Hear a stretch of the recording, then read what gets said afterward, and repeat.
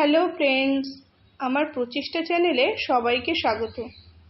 জানেনই তো আমার ছাদ বাগান খুব ছোট। ছোট বলতে আমি ফুল গাছ বেশি করি, সবজি গাছ একটু কমই লাগিয়ে রেখেছি। কারণ ছাদটা যদি পুরো গাছে ভরে যায় তো একটুও হাঁটতে পারবো না। সেই জন্যে চেষ্টা করেছি কম বেডে কীভাবে বেশি সবজি পাওয়া যায়। এইখানে দেখুন, টমেটোগুলো এখন গাছেই লাল হয়ে যাচ্ছে, আর যেগুলো লাল হয়নি একটু হলুদ হলুদ ভাব আছে, রেখে দিলে লাল হয়ে যাবে। প্রচুর টমেটো গাছে ধরে আছে।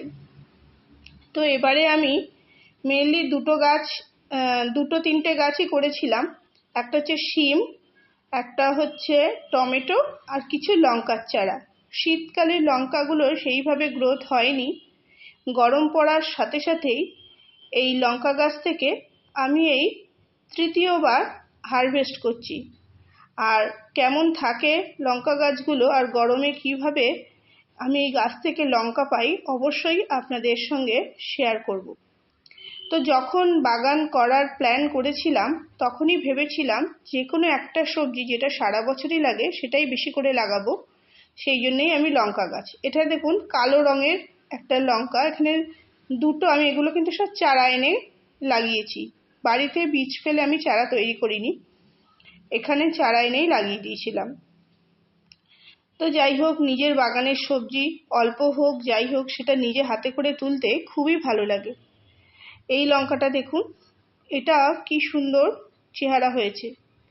লঙ্কা গাছের একটা জিনিস কি, প্রথম যখন গাছ লাগানো হয়, প্রথম হারভেস্টিংটা লঙ্কা গাছগুলো সেইভাবে হয় না, কিন্তু লঙ্কা বারবার তোলার পরে ধীরে ধীরে গাছগুলো যতটা ম্যাচিওর হয় তখন অনেক বেশি লঙ্কা পাওয়া যায়। এটা আমি জানি, কারণ আমি আমাদের বাড়ির ভিতরে নিচে, ছাদের নিচে একটা দুটো লঙ্কা গাছ প্রায়ই করেছি, সেই জন্য বলতে পারলাম। তো শিম গাছ যেগুলো ছিল, প্রতিটা শিম গাছ কিন্তু আমি কেটে দিয়েছি, সেগুলো আবার নতুন করে গ্রোথ নিচ্ছে। আজকে কি করব, পারলে সেগুলোকে দড়ি দিয়ে একটু টানা দিয়ে দেবো যাতে বেয়ে উঠতে পারে। এখানে দেখুন, এই যে ছোট্ট একটা নিম পাতা গাছ, গরমে এই নিম পাতা আমাদের বিভিন্ন রান্নার কাজে লাগে, তো আমি ছাদেই লাগিয়ে রেখেছি। কি সুন্দর পাতা বেরিয়েছে, তো আজকে সেটাই তুলে নেব। কিছু কিছু বীজ আমি বসিয়েছিলাম, তো তার মধ্যে উচ্ছে যে বীজগুলো আমি বসিয়েছি, একটা উচ্ছেও সেখানে জার্মিনেশন হয়নি। শুধুমাত্র হচ্ছে যে ঢ্যাঁড়স বীজগুলো ছিল সেগুলো দুটো একটা আমার গ্রো ব্যাগের মধ্যে বেরিয়েছে। তো ধীরে ধীরে সেগুলো কিভাবে কেয়ার করব বলবো। তারপরে দ্বিতীয়বার আমি কি করেছিলাম, বীজগুলো ভিজিয়ে রেখেছিলাম পুরো সারাদিন।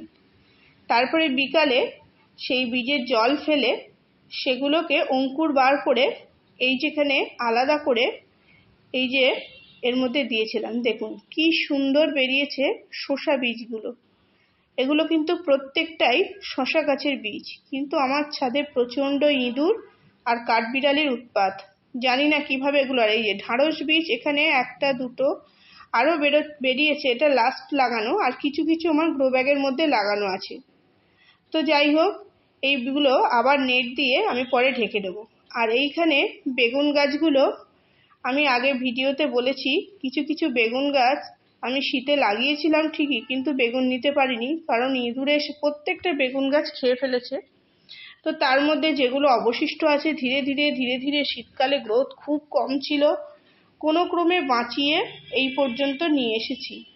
এই গরমকালেই গাছগুলো থেকে যতটা বেগুন নেওয়া যায় সেগুলো নেব। আর এই যে কালো লঙ্কা গাছটা কিন্তু সাইজে খুব বড় হয়। প্রত্যেকটা গাছের গোড়ায় আমি অল্প মূলো শাক, একটু ধনেপাতা, তারপর হচ্ছে সর্ষে শাক, এইগুলো কিন্তু শীতকালে বসিয়ে রেখেছিলাম। আমি 15-20 দিন আগে সমস্ত গাছের গোড়া কিন্তু দেখুন সব পরিষ্কার করে ফেলেছি। টমেটো গাছের পাতাগুলো একদম ছিঁড়ে সেগুলো শুধু টমেটোগুলো আছে, আর ওপরে যে একটা দুটো পাতা ফুল হচ্ছে সেগুলো রেখেছি। এইবার কি করবো, এই গ্রো ব্যাগগুলো একটু খুঁড়ে খুঁড়ে দিয়ে তার মধ্যে কিন্তু আমি কিছু কিছু ঢাঁড়স বীজ দিয়ে দিচ্ছি টমেটো গাছের গোড়া থেকে দূরে, যাতে কি হয় তার মধ্যে ঢাঁড়স বীজ যাতে বড় হবে ততদিনে টমেটোটাও শেষ হয়ে যাবে, তখন গাছটা তুলে দেবো। ছোট ছাদ বাগান তো এইভাবে করতে হবে। নতুন করে আমি আবার যদি মাটি ঢেলে করতে যাই তাহলে আর আমার সেই ঢাঁড়স বীজ আর ঢাঁড়স গাছ করতে অনেক লেট হয়ে যাবে। দেখুন এখানে আমার ড্রাগন গাছটা কি সুন্দর গ্রোথ নিচ্ছে। পশ্চিম দিকের রোদটা খুব সুন্দর আসে। এতে খুব বেশি খাবার দেইনি।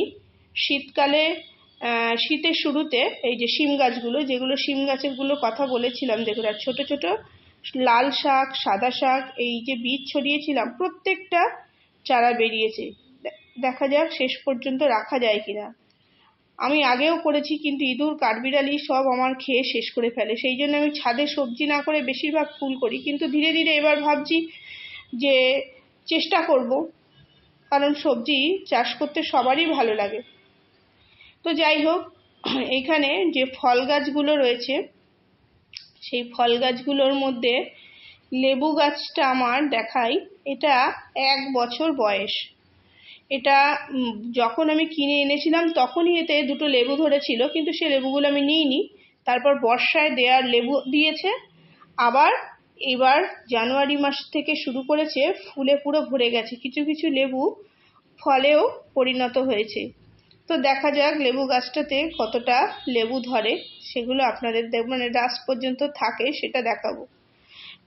এখানে একটা ডালিম গাছ আছে, এখানে এতদিন পুরুষ ফুল হচ্ছিল, একটা দেখছি স্ত্রী ফুল হয়েছে, খুব বেশি ভালো না গাছটা। এই পেয়ারা গাছটাতেও পেয়ারা হয়েছিল, তো এবারে প্রুনিং করে গাছটাকে একটু ঝাঁকড়া বেশি করব, যাতে অনেক বেশি পেয়ারা পেতে পারি।